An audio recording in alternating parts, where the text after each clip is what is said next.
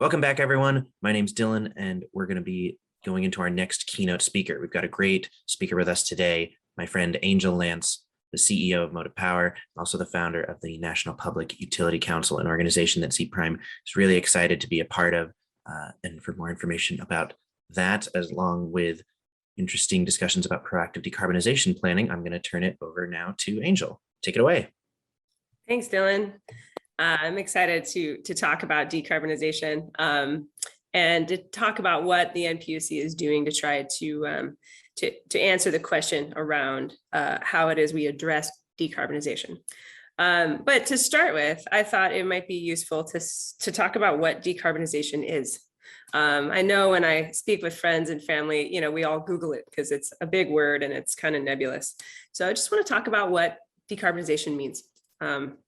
Ultimately, I'm no scientist, but fundamentally how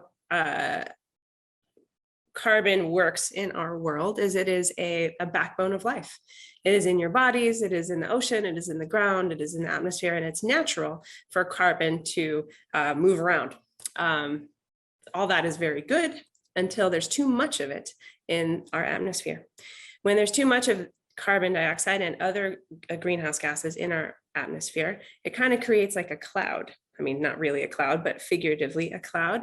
And when the sun's rays come through and hit our Earth and bounce off, warming us up and making life temperate, and try to escape back through the atmosphere, they are trapped. They're trapped by this cloud of carbon dioxide and other greenhouse gases, which in turn heats up the Earth. And when the Earth gets hotter, we have more extreme weather events, like extreme droughts or extreme storms or extreme fires, stuff like that, which makes our quality of life as humans less quality. It makes it more difficult. So that's greenhouse gases, carbon dioxide and emitting carbon is one element of how we as humans are affecting the climate on Earth. Well, so that's climate change and carbon dioxide 101, sort of. But how then is the National Public Utility Council interested in carbon greenhouse gas emissions and the utility industry? Well, the utility industry is charged with supplying power and energy to our ever-increasing societal demands.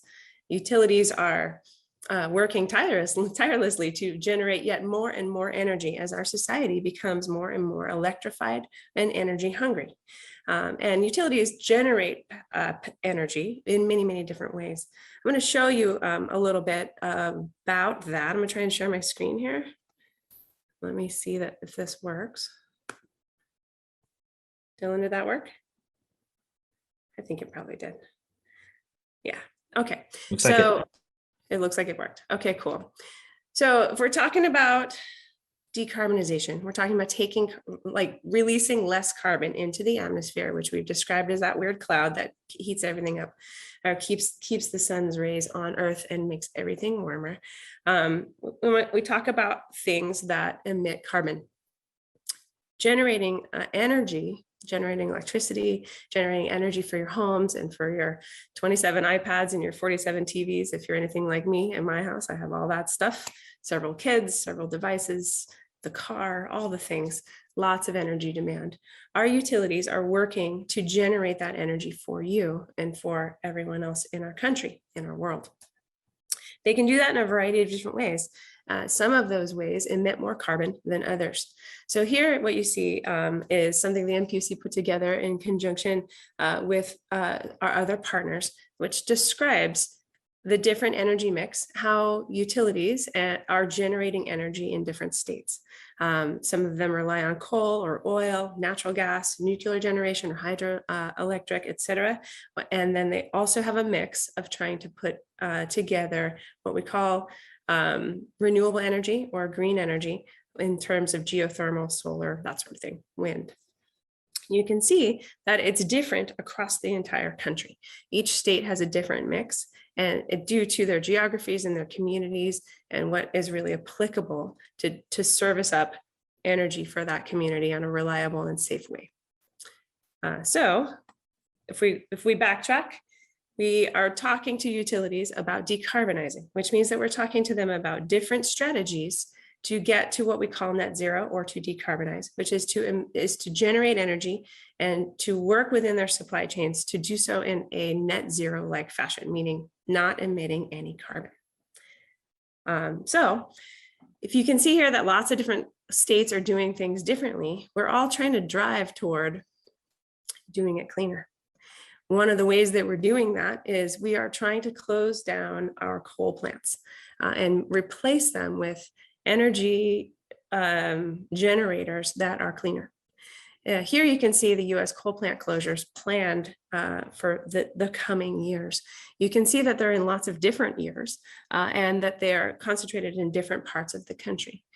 The reason the NPUC is putting together information like this is because utilities often service millions of people across lots of states. They have a lot to do, and they don't often have the ability or the time to pick up and look at what other utilities and other geographies around our country are doing. And so the NPUC is really focused on getting everybody together and sharing information around what's happening across our country.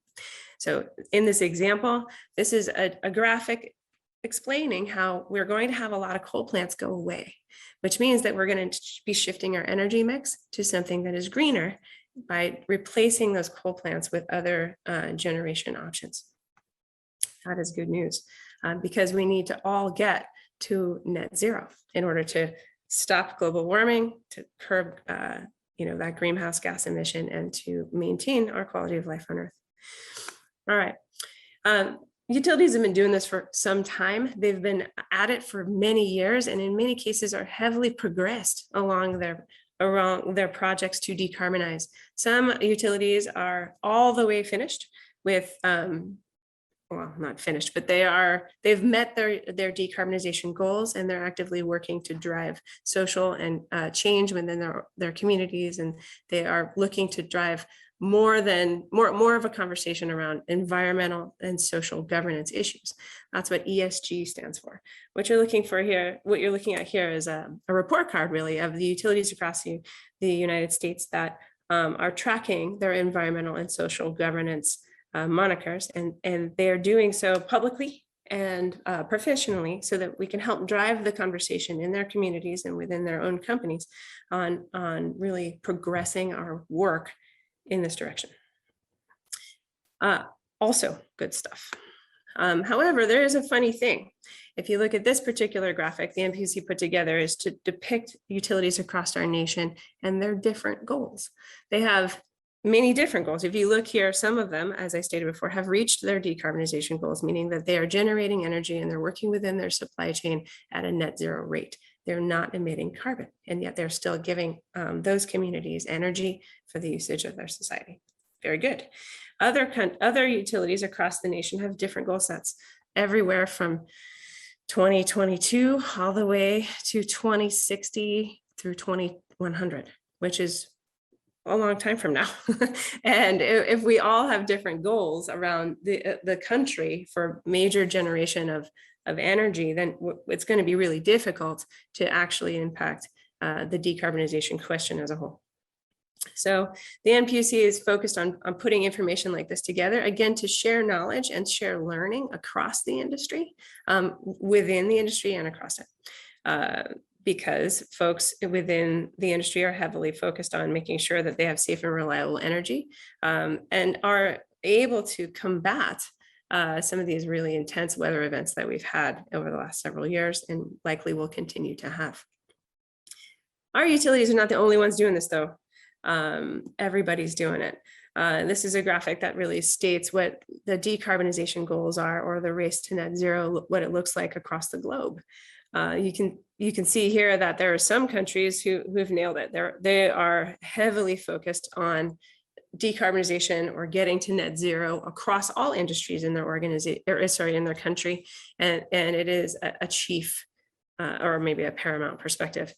You can see there here the most countries in this big blue line, kind of in the middle in the half circle there, fall really in a goal set where they're trying to get there later. They're trying to get there by 2050.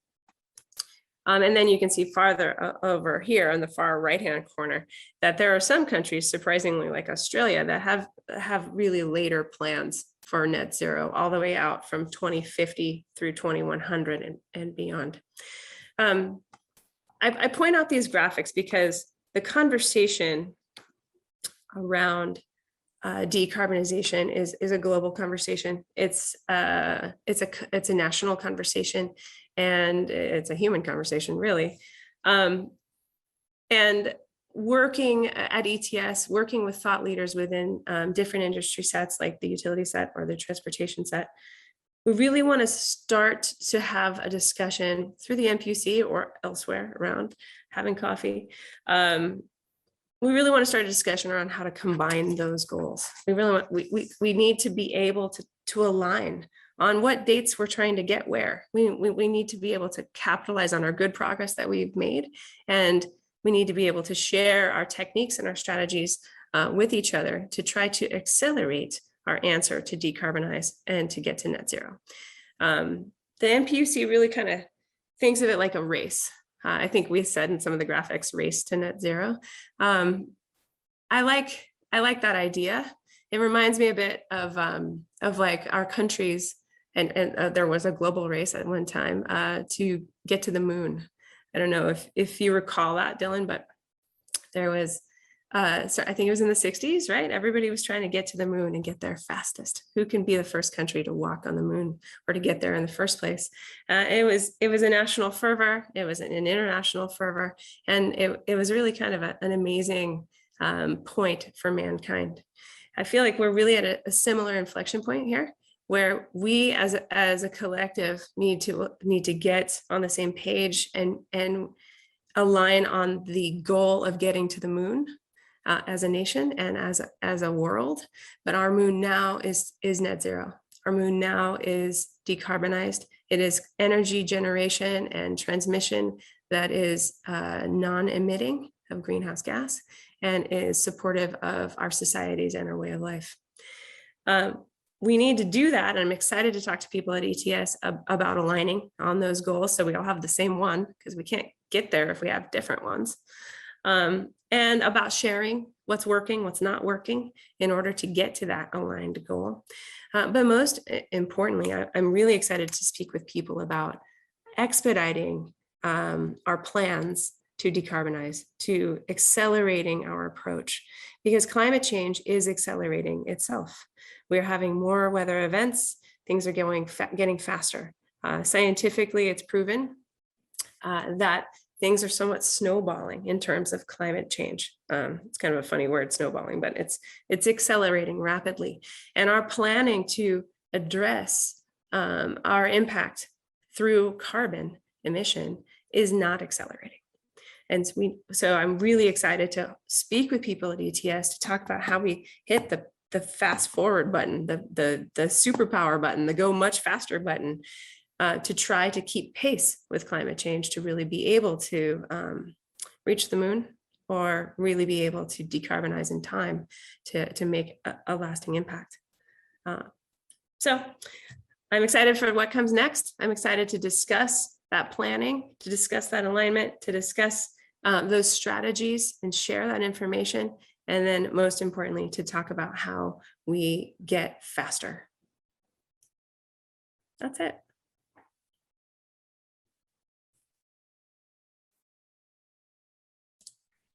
Well, thank you very much, Angel. That was a really awesome presentation.